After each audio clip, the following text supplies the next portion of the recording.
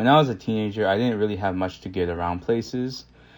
Yeah, I had bikes and dabbled a little bit in skateboarding, but it wasn't convenient and it took a lot of time and energy to get to places I wanted to go. But all those problems went away when I got my driver's permit. Being able to drive to places you never explored felt amazing. I would wake up and decide to go for a drive to areas I never went to before. Where I live, there isn't much to see or explore unless you drive, which makes it difficult to get to places without a vehicle. And so being able to drive was the single biggest change in my life. No more waiting for parents to take you to places, riding bikes, and no more carpooling. You also just kind of get to leave and go whenever you want, at least in my case. My parents' rule was just to return before dark. Driving just felt natural to me, and so naturally, I was very cautious of my surroundings and my driving. My brother had a car that was given to my family from one of my relatives, and although I did not own it, I paid for the gas and I drove it whenever my brother wasn't using it. Eventually, I did get my own car, and it was a beatdown. And sometimes the car didn't always turn on, and the AC didn't work for the most part, and the aux cord didn't work. Still, I got it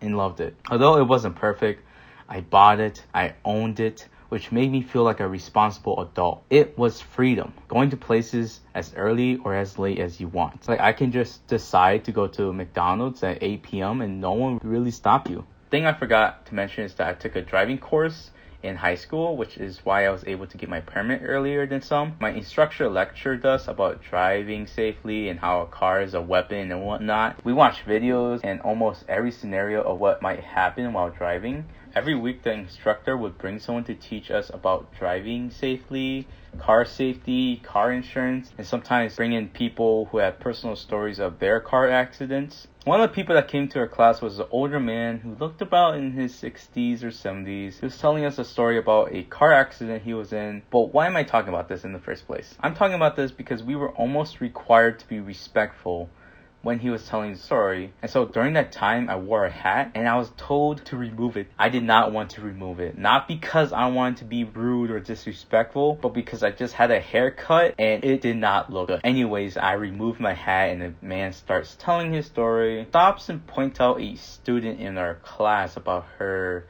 allegedly falling asleep while the man was telling his story. Now I say allegedly because there's no way to know because she sat towards the back and we kept our eyes towards the man in the front.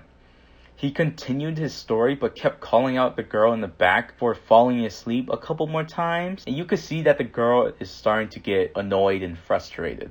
Now, hear me out. I knew this girl was not sleeping. I knew this person was not the type of person to fall asleep, but why single out her? Well, probably because she's, Asian. I'm Asian too, and along with our class being mostly 50% Asian, I'm pretty sure while telling his story in front of the class, he thought he saw the girl sleeping and being, disrespectful.